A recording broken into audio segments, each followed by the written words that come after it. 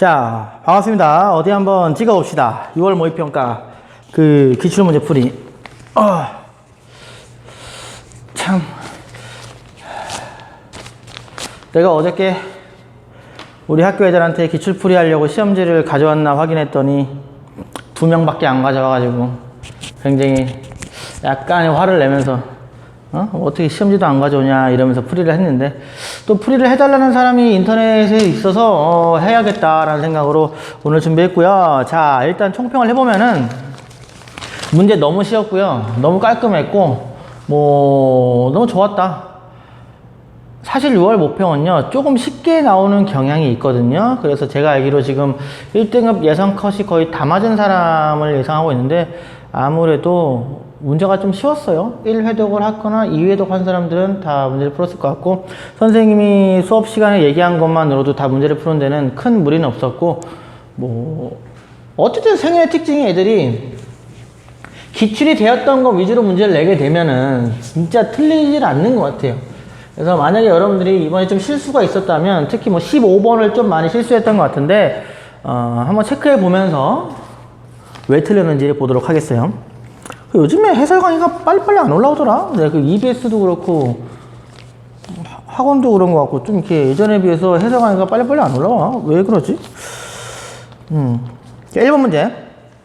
가나의 입장으로 가장 적절한 것은 가.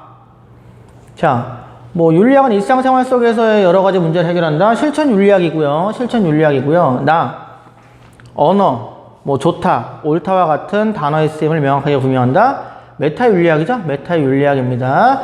정답은 쉬웠죠? 1번이죠. 윤리학의 핵심 과제는 삶의 구체적인 도덕 문제 해결이다라고 얘기하는 게 바로 실천 윤리학의 특징이고요. 1번 문제에서 내가 얘기해주고 싶은 거는 지문 3, 4번이야.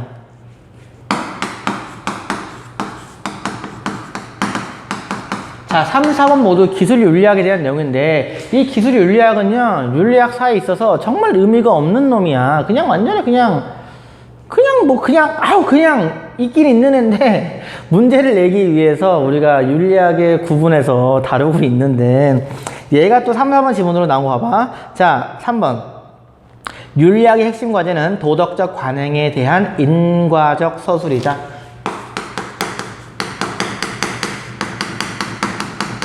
4번. 윤리학의 핵심 과제는 경험적 연구이다. 확실히 이해하고 넘어가자. 기술 윤리학은 그 사회, 그 나라의 어떤 관습이든 풍습이든 윤리든 도덕이든 그 사실을 보고 그대로 기술 썼단 말이야. 서술했다라는 겁니다. 예를 들어 중국에 갔어. 중국에 가니까는 전족이라는 풍습이 있네. 아, 그렇구나 라는 걸 기술하는 거고, 더 나아가면은 왜 전족이 있을까까지만 연구하는 거야. 예를 들어 중국에서는 발이 작은 여자가 미인이라는 속설이 있기 때문에 전족의 풍습이 있구나. 혹은 중국에서는 여자가 도망치는 것을 막기 위해서 전족이 있었구나. 둘 중에 하나라고 얘기를 하는데, 어쨌든 뭐가 됐든 그 전족이라는 풍습이 있으면 그 원인까지 연구하는 게 바로 기술 윤리학이고, 그 모습에 대한 원인만 보니까 전족을 해야 한다, 말아야 한다, 전족은 선이다, 악이다, 이런 판단은 안 한다는 한계가 있는 게 기술 윤리학입니다. 한국에 갔더니 90도로 인사를 하더라. 한국에 갔더니 존댓말이 있더라. 왜 그럴까? 윗사람을 공경하는 문화가 발달했구나. 이런 식으로 원인을 찾는 게 바로 기술 윤리학이고, 경험적 연구는 뭐냐면 경험하는 거야. 실제로 보고, 만지고, 관찰하고, 중국에 갔더니 전족이 있구나, 한국 갔더니 존댓말을 쓰는구나, 보고 들은 거니까 경험적 연구라고 얘기할 수 있는 겁니다. 기술 윤리학이지. 정답은 1번. 2번. 가 사상의 입장에서는 긍정, 나 사상의 입장에서는 부정이랄 질문. 가. 첫 줄에 경 밑줄, 경. 자, 경. 내 수업 들은 사람들도 그렇고, 우리 이번에 경기고등학교 중간고사 문제에서도 경이 서술형 평가에 나왔죠. 경. 유교의 수양법이죠. 수양법이고, 그렇게 나왔잖아. 우리는 경 수양법이 있는데, 사실은 그 수능 특강이에요. 경 수양법에 대해서 미발과 이발에 대해서 나와요. 미발과 이발할 때. 네, 앞전 강의를 참고하세요. 미발은 아직 마음이 발하지가 않은 거야. 다시 말해 마음이 움직이지 않은 거야. 우리가 보통 언제 마음이 움직이냐면 다른 사람을 만났을 때, 이쁜 여자를 만났을 때, 잘생긴 남자를 봤을 때 마음이 움직이는 거를 이발이라고 그러고, 그렇게 움직이지 않고 마음이 혼자 가만히 있는 거를 미발이라고 한다고 했죠? 옛날 강의에서 다시 보세요. 기억 안 나면. 자, 안 나는데 미발일 때는 존양하고 내가 가지고 있는 도덕적 본성을 키우고, 이발일 때, 마음이 발할 때, 마음이 움직일 때는 성찰한다. 나의 말이나 행동에 잘못된 게 없나? 성찰한다. 내 마음이 잘 발했는가? 성찰한가? 라는 게 바로 경수양법인데, 이 경만 나온 거야. 내가 이걸 왜 얘기해? 어렵게 나오면은 존양이나 성찰을 넣어놓고 유교인지 아닌지를 묻는 지문이 나올 수가 있어요. 그렇기 때문에 알아두세요. 그 옆에 자신을 수양하여 다른 사람을 편안하게 한다. 내가 굉장히 좋아하는 말이라고 했지. 내가 강의에서도 숙이 아닌. 나를 수양해서 다른 사람을 편안하게 한다. 가끔 그런 사람 있지. 나를 불편하게 하는 사람. 왜 그런 거야? 만나는데 막 불편해. 막 편하지가 않아. 수기가 안 된 사람이야. 여러분이 잘못된 게 아닙니다. 그 사람이 수기가 안 된 겁니다. 숙이 아닌. 자, 나는요, 둘째 줄에 무위가 있지? 무위. 도가네요. 도가입니다. 정답은 너무 쉽죠. 3번입니다. 사회적 지위에 따른 예의와 규범을 중시해야 한다. 유교는 중시하고요. 도가는 중시하지 않아요. 왜? 지위에 따른 구별이 없고, 도가는 만물제동이야. 만물제동. 모든 존재는 평등하다라는 겁니다. 모든 존재는 평등하다. 어디서 볼 때? 도의 관점에서 볼 때. 모든 만물은 인간이든 동물이든 식물이든 다 평등하다라는 거지. 정답은 그래서 3번입니다. 3번 별표 3개. 이것도 경기고 중간고사에 나왔던 거지. 그대로 나왔습니다. 그대로 나왔어. 첫째 줄부터 밑줄 쳐봐. 그럼에도 남성은 운명적인 여성성이라는 속임수로 여성을 지배하고 강제했습니다. 보부아르죠. 보부아르. 여성성은 만들어지는 것이다. 정답은 쉽지. 3번입니다. 여성성은 남성 중심의 가치관이 반영된 사회적 산물인가? 네! 라고 얘기한다는 것이. 여기서 남성 중심의 가치관이 반영된 사회적 산물이라는 거는 무슨 말이야? 남성 중심의 가치관이 반영된 사회? 무슨 말이야? 그러니까 이런 말이야. 남자가 사회적인 성공을 하기 위해서는 여자가 요리도 잘해야 되고, 여자가 힘들게 일하고 온 남편의 비위도 잘 맞춰줘야 되고, 현명해야 되고, 이해심이 많아야 되고, 이뻐야 되고, 뭐 말라야 되고 등등등, 이런 것들이 바로 여성성이라는 건데, 이러한 여성성은 남자를 위해서 만들어진 여성성이라는 거지. 그래서 그런 여성성은 깨부셔야 하고, 여성도 스스로의 주체적인 판단에 따라서 살 수 있도록 해야 한다는 게 바로 보부아르입니다. 사회적인 분위기상 이 보부아르가 수능에 나올 때가 된 것 같아요. 솔직히 말해서. 여러분들이 잘 알도록 하고, 참 이거를 가르치면서도 오늘 내가 그 출근하러 나오는데 밥을 내가 차려 먹었어. 출근하는데. 난 여기 나오잖아. 강의하러. 와이프는 자고 있는데. 그래서 내가 밥을 내가 차렸지. 빨리 내가 먹고 나가야 되니까. 그러면서 야, 밥 먹어. 이러니까 난 안 먹어. 이러면서 안 먹는데. 그 점에서 내가 약간 화가 났어. 아이씨. 왜 밥도 내가 출근이 아니지. 보충하러 가는 내가 차려서 먹으려 했더니 안 먹어. 이러면서. 이게 참 이 보부아르가 진짜 오늘날의 한국에 맞는 얘기인가. 특히 우리 젊은 남녀들에게 맞는 얘기인가. 생각을 좀 해봤는데, 어쨌든 뭐 여성들이 차별당해오는 역사적인 사실들은 다 있는 것이기 때문에 우리가 한번 눈여겨볼 학자였다라는 거는 반드시 인식을 해야 될 것 같습니다. 4번입니다. 4번. 다음 토론의 핵심 쟁점으로 가장 적절한 것은, 자, 문제 쉽죠? 결론. 갑과 을은 뭐 때문에 싸우는 거야? 배아 복제를 얘기하는 건데, 이 배아 복제를 할 때 여러 가지 이유가 있겠죠. 대표적으로 치료와 미용이 있단 말이야. 치료와 미용이 있을 텐데, 미용이라는 거는 피부의 재생을 위해서 배아 복제를 쓰는 건데, 치료는 뭐야? 손상된 장기를 위해서 배아 복제를 쓴다라는 겁니다. 사실은 이 배아 복제는요, 신기한 세포예요. 아직 분화가 안 된 미분화 세포이기 때문에 태아가 가지고 있는 미분화 세포이기 때문에 심장도 되고 간도 되고 모든 것들을 만들어내는 그런 세포야. 미분화된 세포.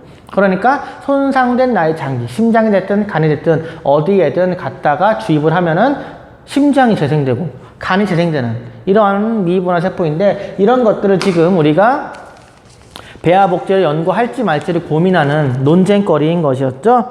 정답은 그래서 4번입니다.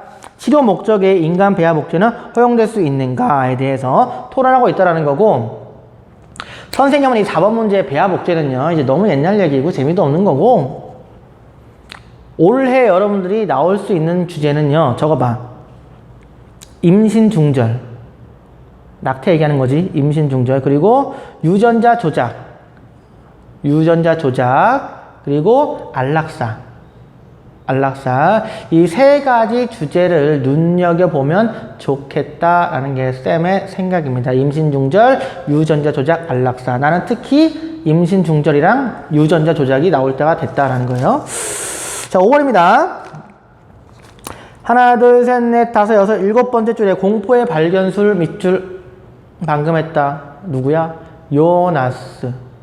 과학기술의 희망적 결과보다는 부정적 결과에 주목해서 윤리적인 판단을 해야 한다. 그래서 나온 게 요나스의 책임 윤리라는 거죠. 부정적 결과에 주목해보자.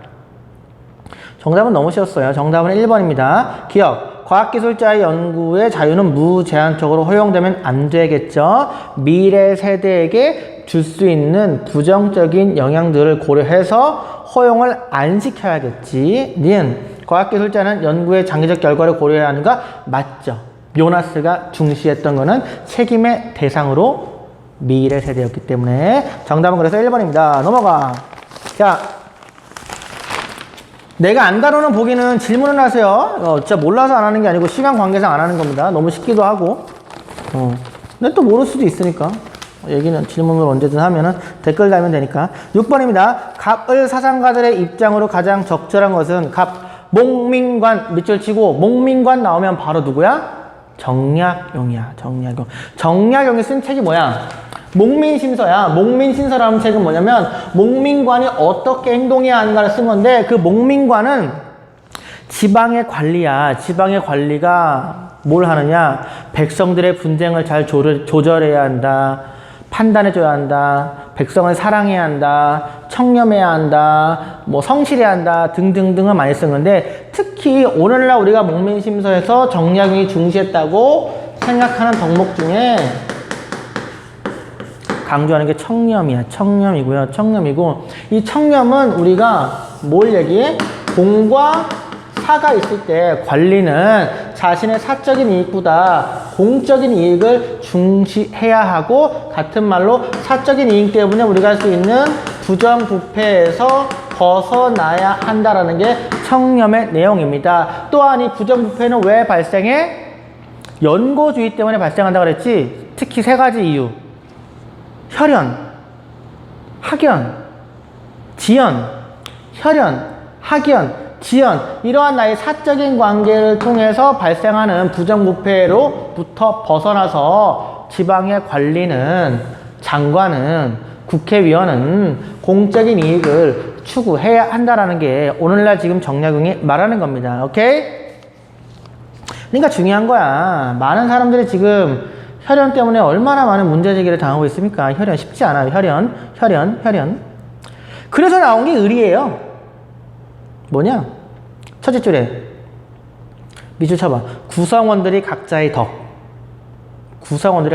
이것만 봐도 누군지 알아야 돼? 플라톤이죠. 플라톤. 자, 플라톤은 국가의 계급을 셋으로 나눴지. 첫 번째 뭐야? 통치자의 계급이 있고요. 두 번째 나라를 지키는 군인 같은 수호자의 계급이 있고요. 세 번째 농사짓는 생산자의 계급이 있는데, 각각의 계급에는 각각의 필요한 덕이 있다 그래서 통치자에게는 지혜의 덕이, 수호자에게는 용기의 덕이, 생산자에게는 절제 덕이 필요하고 각 계급이 각자의 덕을 가지는 사회는 우리가 어떤 덕? 정의의 덕이 실현된다. 사회 정의가 실현된다라고 본 게 플라톤의 사주덕설이다. 근데 여기서 지금 말하는 거는 이 통치자 계급에 대해서 말을 하고 있는 건데요. 자, 을의 두 번째 줄에 밑줄 쳐봐. 통치자들은 그 어떤 사유 자산도 가져서는 안 된다라는 거야. 왜? 통치자에게는 어마어마한 권력이 있기 때문에 자신의 사익을 가질 수 있게 되면은 그 권력을 이용해서 공익이 아니라 사익에 집중할 것이기 때문에 우리는 아예 통치자에게는 사적 권리, 월급도 없고요, 옷도 없고요, 차도 없고 오직 그냥 나라에 속해 있는 재산을 통해서 생활만 하고 그 사람은 그냥 자신의 어떠한 입법과 행정과 이런 관료적인 일만 해야 한다라는 플라톤의 제안이야. 그럼 누가 관리한다고 그러겠어? 누가 통치한다고 그러겠어? 사적 이익을 추구하고 싶은 사람들은 안 하겠죠? 그러면서 지혜의 덕을 갖춘 사람만 할 거 아닙니까? 나라에 대한 공적인 의식만 가진 사람이. 그러니까는 플라톤이 말한 이게 철인이라는 거예요. 철인 정치, 철인 정치. 그러한 사람이 통치를 해야 한다는 거예요. 특히 또 하나, 플라톤은 이 통치자가 사적 소유권, 사적 자산, 사유 자산도 가질 수 없다고 했지만 동시에 무엇도 가질 수가 없어? 가족도 가질 수가 없어. 왜? 아까 말했잖아. 부정부패의 정말 큰 원인은 사실 혈연이야, 혈연. 내 자식, 내 아내, 내 남편. 혈연에서 자유롭기가 힘들기 때문에 통치자는요, 가족도 구성할 수가 없다라고 보는 겁니다. 보는 겁니다.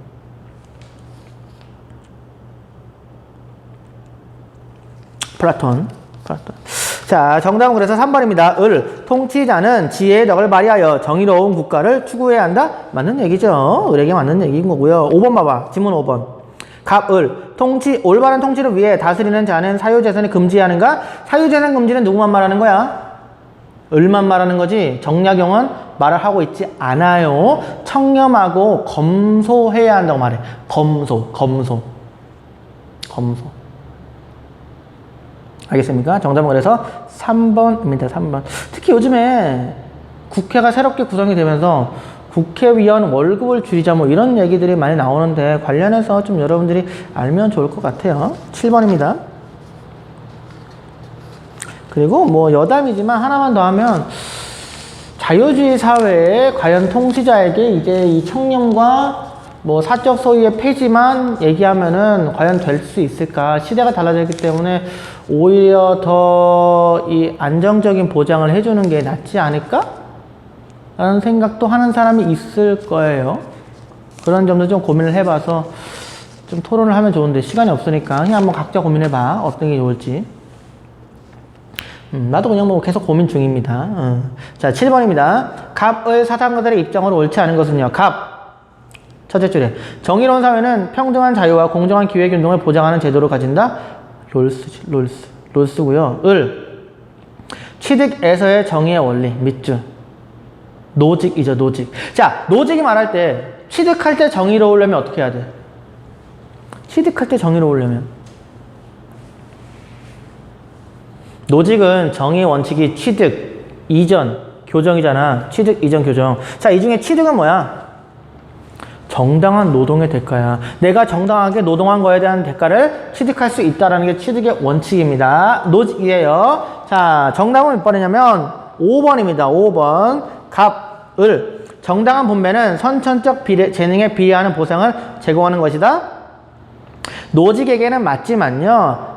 롤스에게는요. 선천적 재능에 대한 보상은 공동자산으로 간주해서 정의의 두 원칙에 맞게 최소 수혜자에게 최대 이익이 되는 방식으로 배분하자고 하는 거지 선천적 재능을 통해서 갖는 모든 보상을 각자 가지라는 게 아니야. 노직이야. 자유주의자잖아. 그러니까 선천적 재능, 내가 머리가 좋아 혹은 내가 운동을 잘해. 그렇기 때문에 받게 되는 어떠한 돈, 명예 다 그 사람이 가지면 되는 거란 말이야. 자유주의자니까. 근데 롤스는요 그렇게 보지 않아. 왜? 롤스는 사회를 협동체제라고 보고요. 어떤 사람이 자신의 재능을 통해서 많은 부를 얻으면은 그 사회에서 살았기 때문이다라는 거야. 그 사회에 대한 고마움이 있다라는 거야. 예를 들면 우리나라 같은 경우는 머리가 좋은 사람들이 굉장히 많은 돈을 얻어가는 그런 사회잖아. 뭐 직업이 됐든 돈이 됐든 뭐 좋은 대학을 가고 이렇게 해서 머리가 좋은 사람이. 근데 이 머리가 좋은 사람이 만약에 아프리카에 태어났다면 과연 그 사람은 굉장히 많은 부귀영화를 누릴 수 있을까? 아닐걸요? 아프리카에서는요 머리가 좋은 사람이 아니고요 힘이 센 사람이 짱이야. 그렇기 때문에 롤스가 볼 때는요 그 사람의 선천적인 재능은 그 사회가 협동체제이기 때문에 그 선천적 재능을 발휘해서 얻게 되는 보상의 결과가 오직 개인에게만 귀속시키면 안 된다고 보고요. 물론 개인도 받지만 동시에 사회적으로도 분배를 할 수 있어야 한다고 보는 게 바로 롤스의 주장입니다. 오케이? 그리고 여기서 내가 하나 이 문제 때문에 내가 여러분들에게 그 강의를 찍는 거이기도 한데 사실은 내가 진짜 깜빡했어. 정형적 분배하고 비정형적 분배.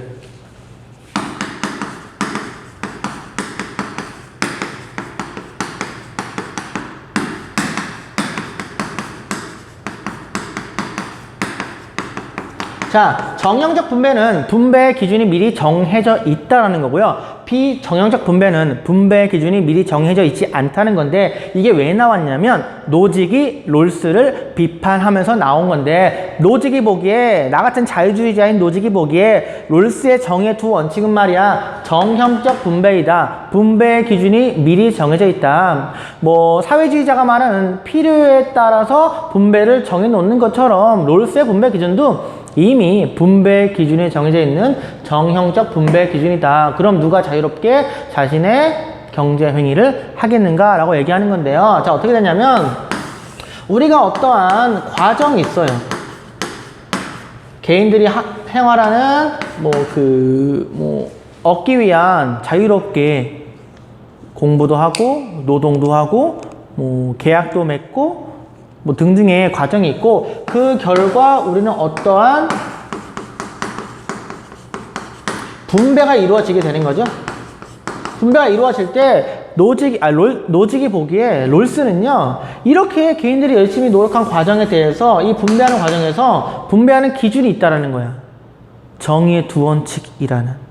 그래서 최소 수혜자에게 최대 이익이 준다라는 정형적 분배 기준이 있다라는 거고 이러한 정형적 분배 기준은 자유주의 정신에 어긋난다라는 거지.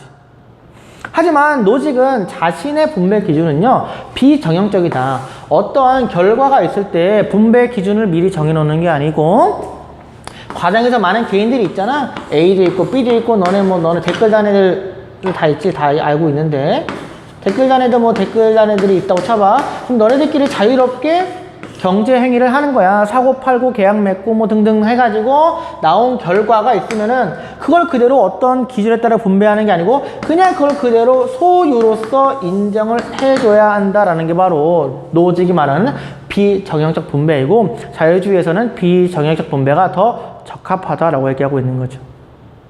그러면서 롤스를 상당히 비판했던 게 바로 노직입니다. 그러면서 하는 말이 뭐야? 분배는 뭐야? 어떤 재화의 결과를 가져다가 기준에 따라 나누는 거니까 내가 볼 때 어떤 사회가 정의로운가 정의롭지 않은가는 분배의 문제가 아니고 소유의 문제인 것이고 이 과정만 우리가 잘 취득과 이전과 교정에 있어서 잘 해주면 그 결과는 어떤 것이 되었든지 냅두자라는 겁니다. 오케이? 재밌는 건 우리나라의 롤스의 제자로 불리는 분이 있죠.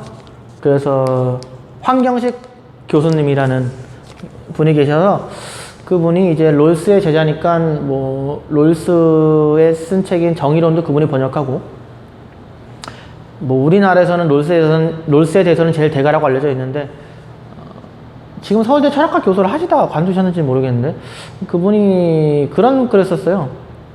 노직이 롤스에 대해서 정형적 분배라고 비판했던 것에 대해서 반대하는 논문을 썼어.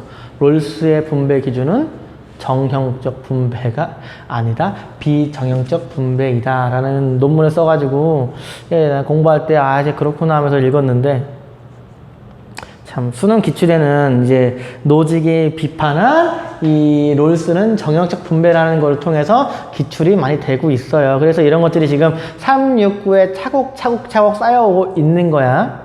알겠죠? 만약에 문제를 냈는데 황영식 박사가 쓴 글을 내버리면 또 많은 사람들이 혼란이 있을 수 있으니까. 하지만 기출 문제에서 이렇게 계속 얘기하고 있다는 거는 더 이상 이제 롤스에 대해서 비정형적이라기보다도 정형적이라는 노직의 판단을 통해서 문제를 풀자라는 거니까 우리가 문제를 풀 때에는 이러한 평가원의 의도를 알고 풀면 되겠고요. 나중에 여러분들이 대학을 갔을 때는 나는 롤스가 비정형적인 것 같아 라고 얘기를 할 수 있는 거겠죠. 그렇게 알고 아무튼 여러분도 황영식 박사가 롤스의 제자라면 여러분들은 웅용 선생의 제자니까 선생님 영상에 좀 좋아요랑 댓글 좀 농담입니다. 자, 좋은 것 같아요. 그래서 3번 보기 봐봐.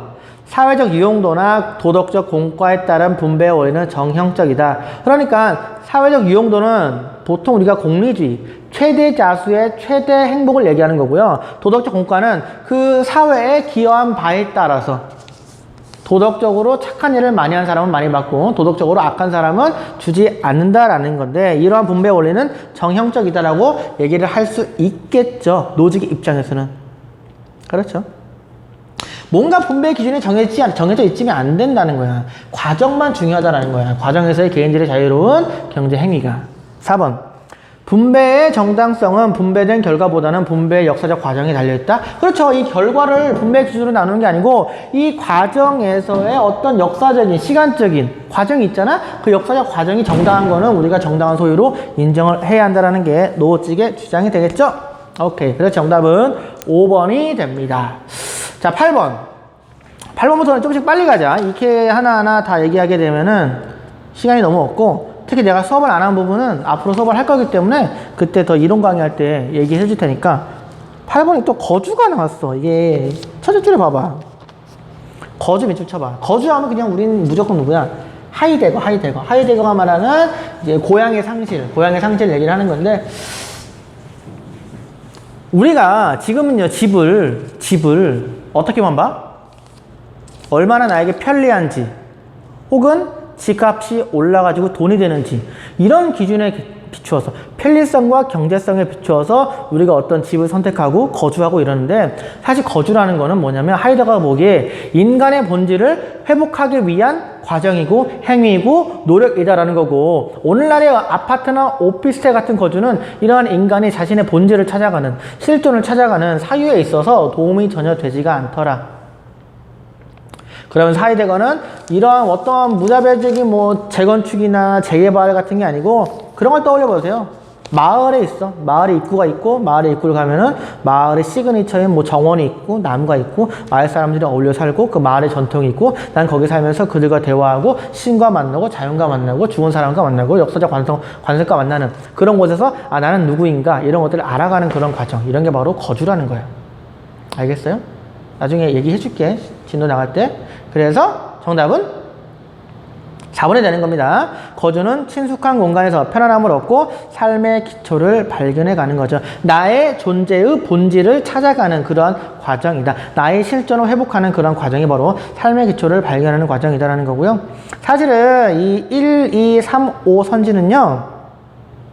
여러분들이 이미 알고 풀어도 되지만 그렇게 알고 풀기에는 난이도가 너무 높아요. 알고 푼 사람들은 되게 잘하고 있는 사람인 거고 만약에 몰랐어도요 여기 보기 지문에 1, 2, 3, 5가 다 들어있어요. 다 들어있어요. 차분히 찾고 대비해서 봐봐. 1, 2, 3, 5가 다 대비되어 있거든요. 찾아서 본 다음에 대비시켜 보면은 다 지문에 들어있는 내용이구나 라고 알 수 있게 될 겁니다. 예를 들면 이런 거지. 5번 지문 봐도 거주는 인간이 세계로부터 영원히 격리되어 삶의 의미를 찾는 것이다는 어디 나와 있어? 5번째 줄 저 끝에 봐봐. 5번째 줄 끝에 보면은 인간과 세계의 관계 전체를 규정하는 행위이다라고 되어 있잖아. 그러니까 인간의 세계랑 격리된 게 아니고 관계를 규정한다는 거니까 뭔가 연관이 되어 있다라는 거지. 이런 식으로 지문에 다 나와 있다라는 거야. 계속 봐봐. 3번 지문을 보면은 거주는 인간이 집에 머무는 것 이외에 어떤 의미도 지니지 않는다? 이거는 어디 나와 있어? 이거는 뭐 저기 둘째 줄에 나와 있잖아.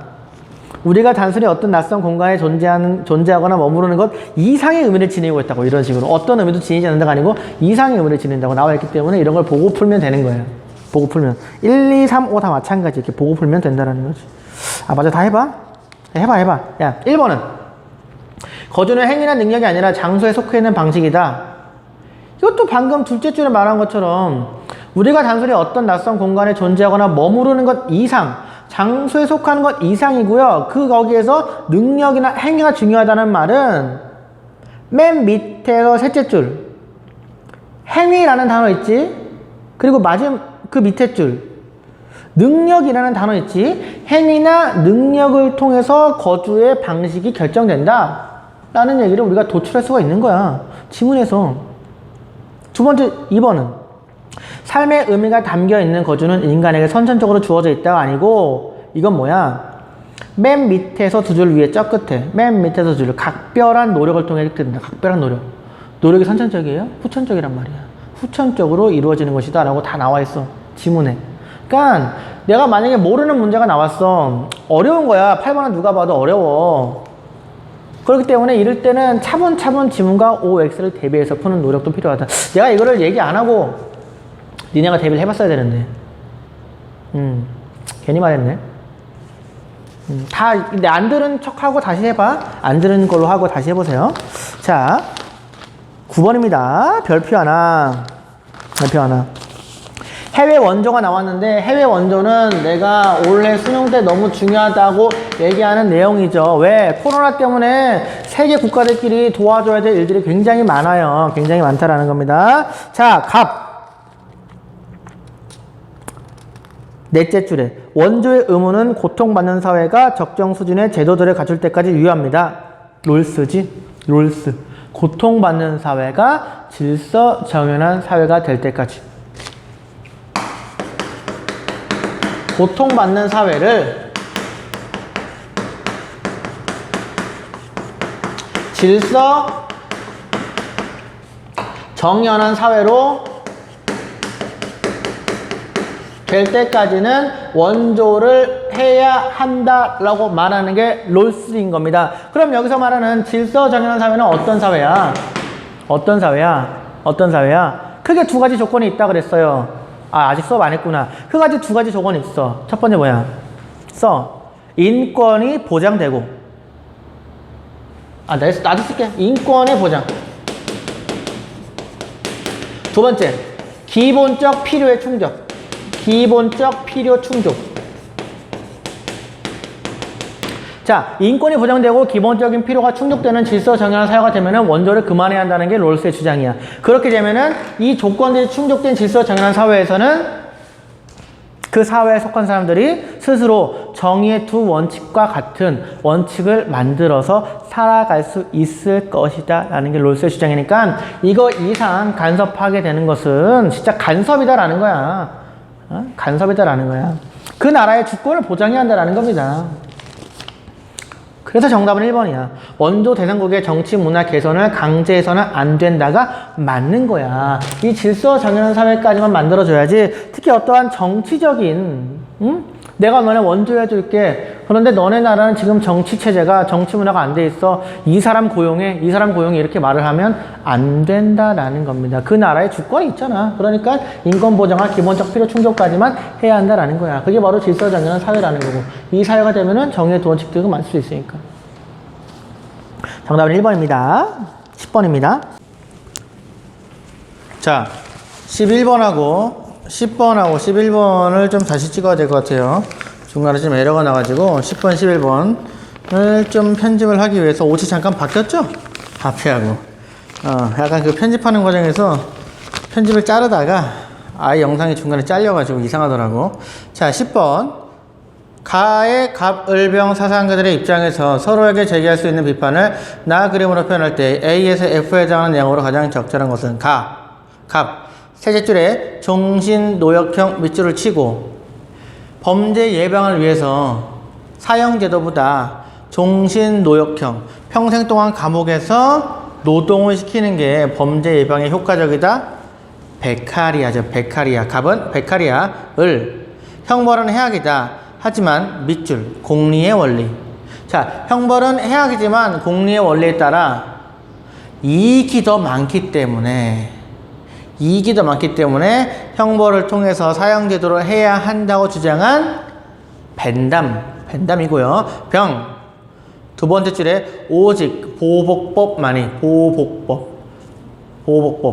내가 잘못을 했으면 그 잘못한 거에 대한 보복으로 응보로 인해서 처벌을 받아야 한다고 주장한 칸트죠? 그렇죠. 칸트입니다. 자, 1번 A. 형벌은 반드시 법률을 통해서만 집행되어야 함을 간과한다.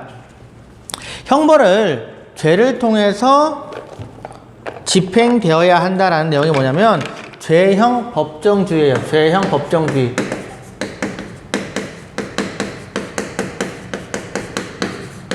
자, 죄는 법에 따라서 처벌을 받아야 한다는 건데 이 얘기는 베카리아, 칸트, 벤담 셋 다 동일합니다. 물론 죄형 법정주의가 확립됨에 있어서 정말 큰 노력을 한 사람은 베카리아이긴 하지만 벤담과 칸트 역시 법에 따라서 처벌이 이루어져야 함을 인정하고 있다라는 겁니다. 1번은 그래서 X, 2번 B.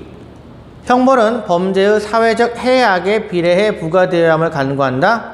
자, B면은 벤담이 갑인 베카리아에게 주는 비판인데 그렇지 않습니다. 베카리아와 벤담 모두 사회적 해악에 비례해서 부과해야 한다고 주장하는 공리주의의 입장이다 라는 거죠. 그러니까 땡. 3번 D.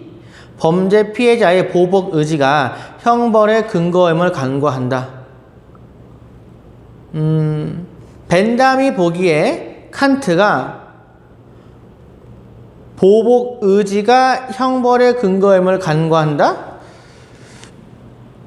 말이 안 되는 거죠. 형벌의 근거는 우리가 보복 의지, 어떤 사람을 보복하겠다라는 의지가 아니라 공적인 정의의 실현이야. 사적으로 내가 어떤 사람을 보복하겠다는 의지로 인해서 네 놈이 내 권리를 침해해 나는 너를 벌하겠어가 아니고 저 사람이 내 권리를 침해했으면 그 침해한 것은 뭐에 근거해서? 법에 근거해서 이루어지는 것이고 그 법은 왜 있는 거야? 공적인 정의를 실현하기 위해서 있는 거야. 그러니까 사실은 벤담이 되었든 칸트가 되었든 피해자에게 형벌의 근거는 공적인 정의 실현이다 라는 겁니다. 알겠죠? 그러니까 땡이죠. 4번 F. 범죄자 처벌보다 범죄 예방이 형벌의 목적임을 간과한다. F라면은 베카리아가 칸트에게 할 수 있는 비판으로 범죄 예방이 처벌의 목적이라는 점은 비판할 수가 있겠죠. 있습니다. 그러니까 정답은 4번이고요. 5번 C, E.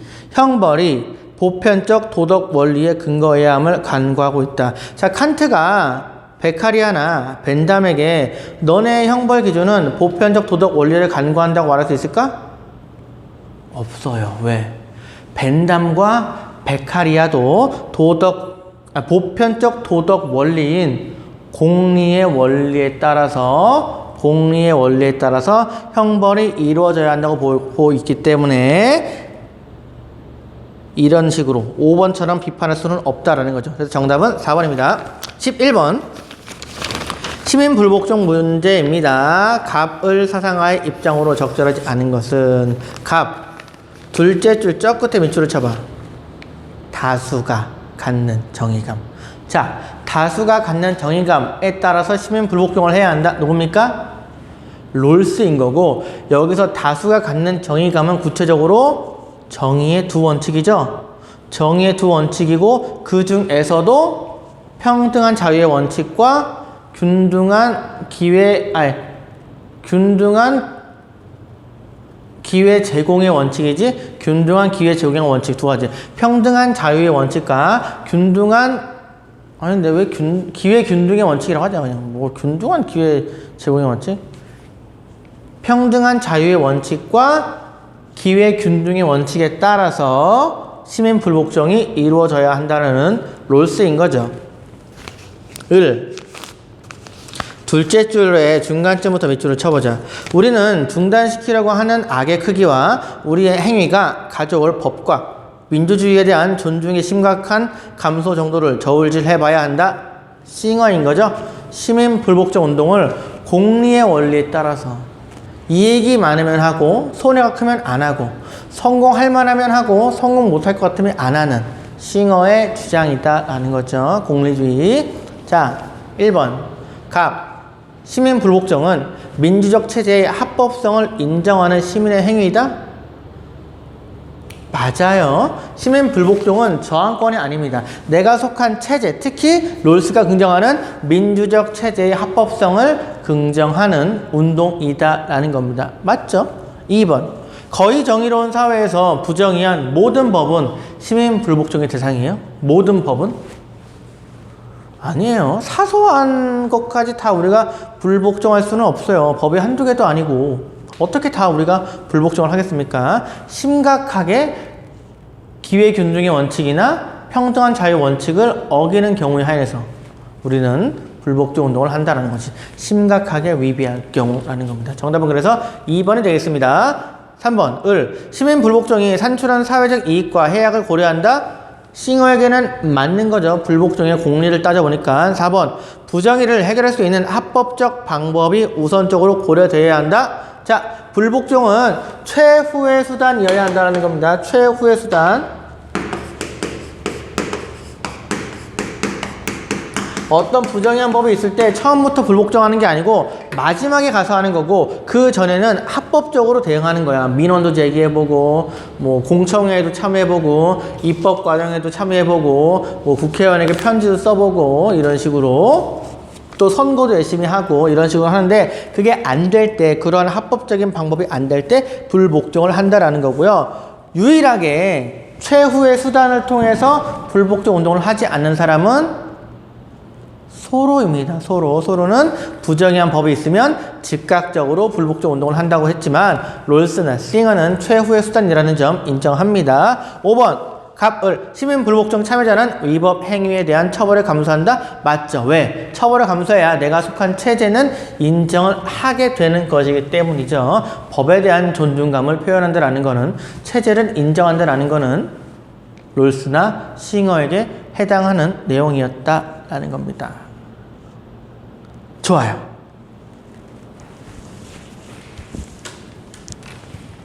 그 다음 이거 12번입니다. 갑을 사상가들의 입장으로 가장 적절한 것은? 갑. 덕은 하나의 습득된 인간의 특성이다.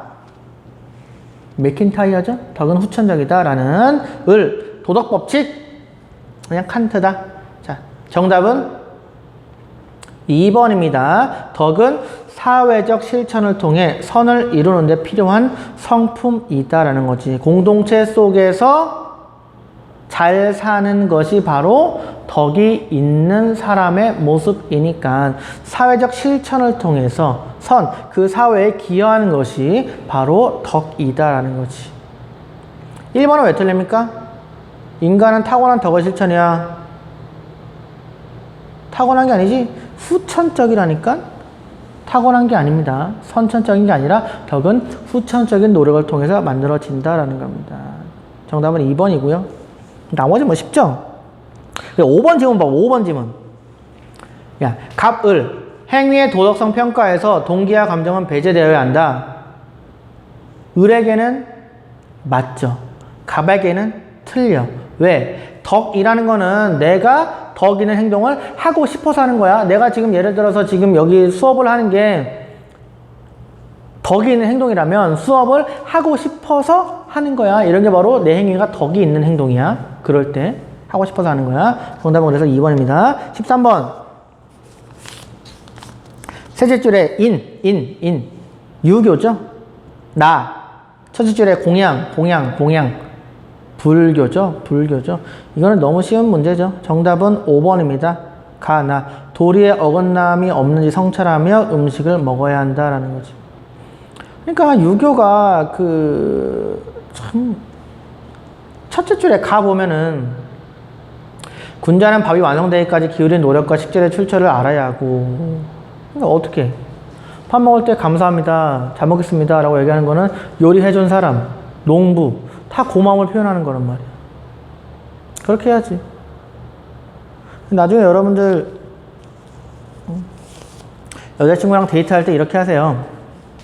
밥 먹을 때 잘 먹겠습니다 딱 얘기를 해. 여자친구가 넌 인사도 바르구나 하면은 다 여자친구한테 난 다 감사해.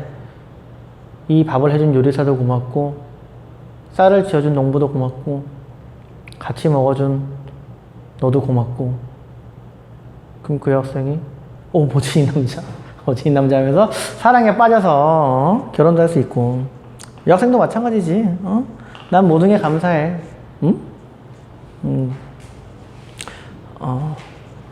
요리사도 농부도 같이 먹어주는 내 남자친구도. 딱 이러면 남자친구가 뭐라 그래?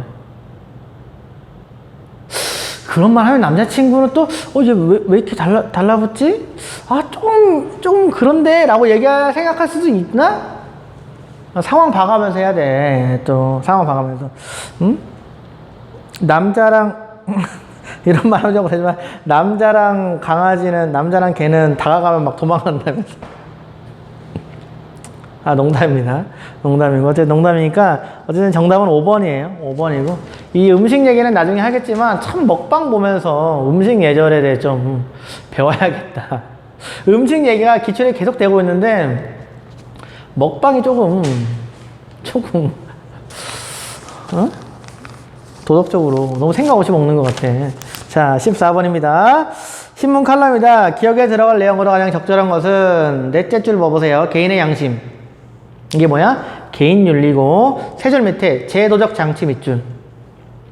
이게 뭐야? 사회 윤리야. 그래서 어떤 도덕적 문제가 있으면 개인 윤리와 사회 윤리가 둘 다 필요하다라는 겁니다.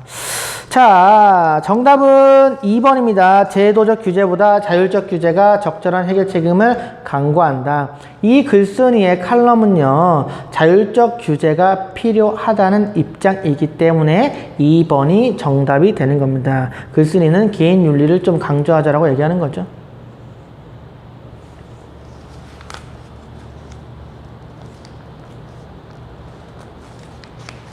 쉬었으니까 넘어가고. 15번입니다. 15번. 자, 갑을병 보자. 갑. 첫째 줄에 어떤 이익. 싱어죠. 싱어. 이익평등. 이익평등 고려한 싱어이고요. 을. 둘째 줄에 삶의 주체 밑줄. 삶의 주체. 누굽니까? 레건입니다. 병. 마지막 줄에 간접적으로 인간의 의무에 속한다. 누구? 칸트인 거죠. 칸트. 다 안다고 생각하고. 자, 갑은 싱어. 을은 레건, 병은 칸트인데 기억 A. 이익관심은 모든 개체는 동일한 대우를 받아야 하는가? 이거 틀려요. 왜 틀려? A는 갑만 해당하는 건데 이익관심을 지닌 모든 개체는 동일한 대우를 받아야 하는가?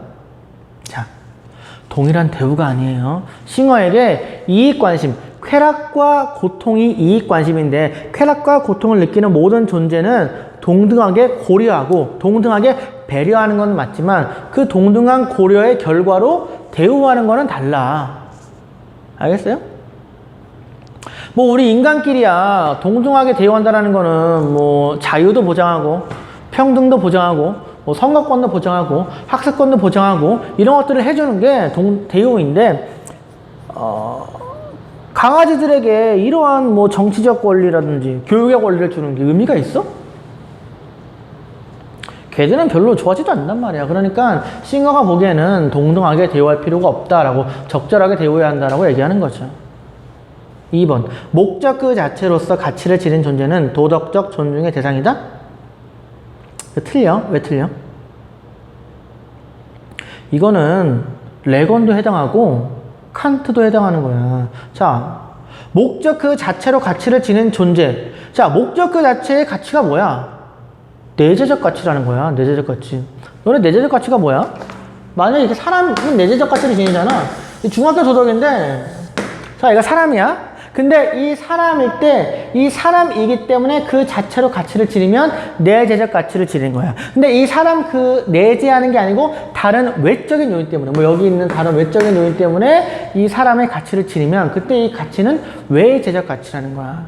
그래서 이 존재가 내재적 가치를 지닌다는 말은 목적 그 자체로서의 가치를 지닌다는 말하고 똑같은 말이에요. 내재적 가치, 목적 그 자체로서의 가치, 본래적 가치. 다 같은 말이야. 다른 요인 때문에 있는 게 아니고 그 자체로서 가치를 지닌다라는 거고, 레건 같은 경우는 이 존재가 내재적 가치를 지닌다라는 거는 곧 삶의 주체라는 거야. 삶의 주체.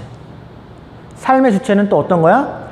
쾌고 감수 능력과 동시에 지각, 기억, 희망 이러한 어떤 약간의 이성적인 활동을 할 수 있는 존재를 삶의 주체라고 보고, 이러한 삶의 주체는 우리가 도덕적 고려의 대상으로 봐야 한다는 거야. 그럼 칸트는 목적 그 자체로 지닌 가치를, 목적 그 자체로서 가치를 지닌 존재는 도덕적 존중의 대상이 아니야. 대상이야. 왜? 칸트에게 목적 그 자체로서 가치를 지닌 존재는, 레건은 삶의 주체라고 얘기했지만 칸트에게 누구야? 인간이잖아. 이성을 가진 인간, 현 존재. 그래서 인간성의 정식이 있잖아. 인간을 수단으로만 대하지 말고 동시에 목적으로 대하라. 중간에 끊겼네요. 자, 그래서 니은 보기는 목적 그 자체로 가치를 지닌 존재는 레건도 있고 칸트도 있다라는 거죠. 레건은 삶의 주체인 거고 칸트는 이성을 가진 인간인 거고 그래서 칸트와 레건 둘 다 맞았다라는 겁니다. 디귿. 시 동물학대가 그릇된 근본 이유는 인간성의 실현을 저해한다. 칸트에게 맞는 거죠. 칸트에게 동물을 도덕적으로 대우하는 것은 인간의 도덕성을 고양하기 위한 것이다 라는 거고, 리을을 또 많이 틀리던데 디귿.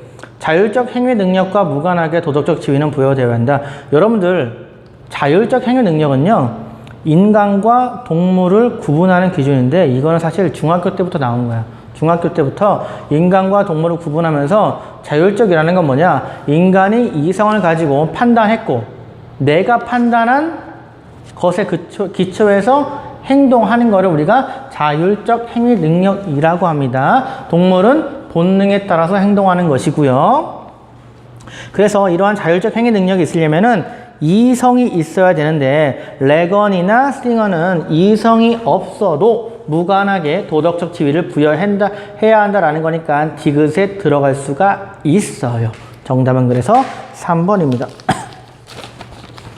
잠깐 마이크 끊긴 동안에 여기 방역을 해가지고 숨쉬기 힘드네.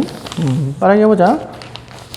자, 그 다음에 16번입니다. 16번. 좀 쉬운 재밌는 문제가 나왔다. 갑. 에피쿠로스죠? 에피쿠로스을. 플라톤이죠? 플라톤. 자, 정답은 5번입니다. 갑을. 지혜로운 사람에게 죽음은 두려워할 대상이 아니다. 왜? 에피쿠로스에게 죽으면 감각을 소멸하기 때문에 고통을 느낄 수 없어. 고통도 느끼지 못하는데 왜 두려워하냐? 라는 거고요. 플라톤에게는요, 죽으면 육체의 감옥으로부터 벗어나서 이데아의 세계로 영혼이 날아간다. 그러니까 죽음에 대해서 두려워할 필요가 없다. 오히려 반길 일이다. 라는 거죠. 정답은 그래서 5번입니다. 17번입니다. 다음을 주장한 사상가의 입장으로 적절하지 않은 것은, 자, 대중문화인데요. 대중문화. 여러분들, 문화, 예술은요, 원래 어떤 가치가 중요해? 미적 가치가 중요해. 예술적 가치가 중요해. 근데 대중문화가 되면서 모든 사람들에게 문화를 누릴 수 있게 대중문화가 되면서 돈을 엄청나게 벌 수 있게 됐고요. 그러면서 예술이, 다시 말해 대중문화가 돈이 되는 것만 한단 말이에요. 그래서 예술적 가치나 혹은 미적 가치보다는 이 경제적 가치를 중시하게 되었다. 문화산업이라는 거요. 이런 것들을 비판하는 거죠. 정답은 그래서 5번입니다. 문화산업은 예술을 경제적 가치가 아니라 미적 가치로만 평가한다가 아니고요. 문화산업은 예술을 경제적 가치를 주로 평가하게 되고 미적 가치를 덜 중시하게 되었다라고 얘기를 해야겠죠. 돈이 되는 것만 나오니까. 음악도 돈이 되는 것만 나오잖아요. 뭐 아이돌이 되었든. 영화도 그렇고. 18번. 가. 이상주의. 나. 현실주의야. 아직 수업을 안 했으니까 간단하게만 보자. 자, 그 국제평화인데요. 두 가지 입장이 있어요. 이상주의가 있고, 현실주의가 있는데, 이상주의는 인간의 합리성을 통해서 국제평화를 유지하자는 거고요. 현실주의는 인간에게 이기심이 있다. 이 이기심을 이용해서 국제평화를 유지하자는 겁니다. 그래서 이상주의 입장에서는 합리적인 토론을 통해서 뭐 UN 같은 국제기구를 만들어서 국제법을 만들어서 평화를 유지할 수 있다는 거고요. 현실주의는요, 이기심, 자기 나라의 손해가 되지 않고 이익이 되기 위해서 그런 방법을 통해서 국제평화를 유지할 수 있고, 예를 들어 전쟁 같은 게 내가 상대방을 압도적으로 이길 수 있을 것 같으면 하지만 질 것 같거나 해봤자 이기긴 이겨도 우리도 피해가 많으면 해 안 해? 안 한다라는 게 현실주의 입장입니다. 그런 식으로 세력 균형을 통해서 국제평화를 유지하자라는 거지. 정답은 그래서 4번이야. 나. 전쟁 수행의 최종 목표와 외교 정책의 최종 목표는 국익이어야 한다. 현실주의니까 이기심, 자신의 나라의 이익이 되는 방식으로 국제평화를 유지하게 되고, 다들 어떠한 외교가 되었든 전쟁이 되었든 목표는 국익이었다라는 주장입니다. 19번입니다. 통일 방향에 대해서 얘기하는 건데요. 자, 우리가 통합의 과정은요, 크게 두 가지가 있는데, 정치적 영역을 통해서 비정치적인 영역으로 파급 효과를 내는 것과, 아니면 비정치적 영역에서 정치적 영역으로 확산을 하는 건데, 정치적 영역은 뭐냐면 보통 그냥 남북 정상이 모여서 회담하는 거야. 우리나라도 문재인 대통령이랑 뭐 김정은이랑 만나서 뭐 대담하는 게 정치적 교류인 거고요. 비정치적은 대표적으로 사회, 문화, 예술, 스포츠 이런 게 있습니다. 그래서 뭐 남북 축구 단일팀 만든다거나, 혹은 뭐 우리나라 올림픽 할 때 북한을 초청한다거나, 혹은 뭐 북한의 그 체조나 혹은 이런 문화 교류를 같이 한다거나, 이런 것들이 다, 혹은 뭐 남한과 북한의 그 뭐 사전을 같이 만든다거나, 이런 것들 다 비정치적 영역인데, 특징이 있죠. 정치적 영역을 통해서 비정치적 영역으로의 통합을 추구하게 되면은 굉장히 빠르게 추진이 돼요. 하지만 통합이 잘 안 될 수가 있어요. 너무나 급진적으로 이루어지기 때문에. 비정치적 영역을 먼저 통합을 시키자라는 거는 아무래도 단계적으로 하기 때문에 시간은 오래 걸릴 수 있겠지만 통합이 더 자연스럽게 이루어질 수 있다는 특징이 있고요. 제시문 가는요, 정치적에서 비정치적으로 가자는 거고, 나는 비정치적에서 정치적으로 가자라는 겁니다. 정답은 그래서 1번이에요. 1번. 나의 입장이면은 비정치적 교류부터 하자는 거니까 정치 제도적인 측면의 통합은 우선시 안 하고요. 사회 문화적인 측면은 우선시 하고, 점진적으로는 또 우선시 하게 되기 때문에 기억이 되겠다라는 거지. 마지막이다. 갑을 사상가. 갑. 일정한 생업이 없는 백성은 변함없는 마음을 잃게 되고, 항산이 없으면 항심이 없다. 맹자죠. 맹자. 을. 완전한 공동체인 국가는 자연의 산물이다. 국가에 대한 자연 발생설 아리스토텔레스이다. 기억.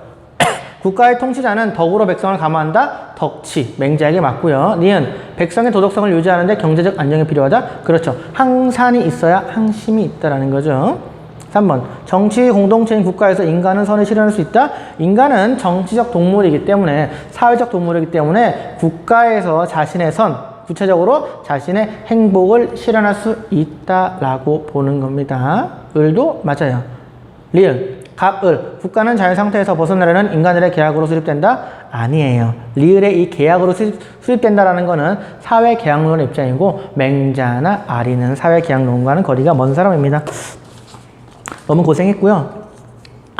아이고, 빨리 나가야겠다. 야, 이거 뭐 소독약 뿌려놨다. 뭐 내일 또 시험 본다고. 고생했고, 다음 강의에서 뵙도록 하겠습니다. 주말 잘 쉬고.